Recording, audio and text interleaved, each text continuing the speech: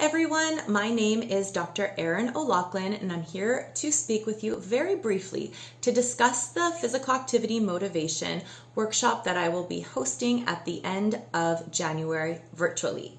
So the workshop is titled The Science of Health for 2021 because I will be using evidence-based behavior science practice to help all participants of the workshop to be motivated to increase their physical activity for the year of 2021.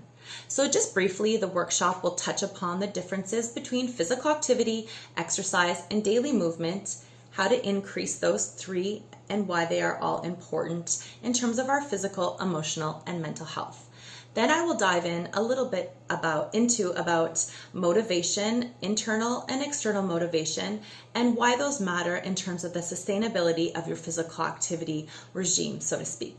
Finally, we will be looking into actionable plans, how to bridge the gap between what we do know and our action plan. So that will be how we will finish the 60-minute workshop. And I hope to see you there. The link should be in the Énergie Encore bio or on their website to register.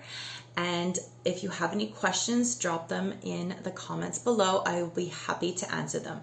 Thank you so much for your time.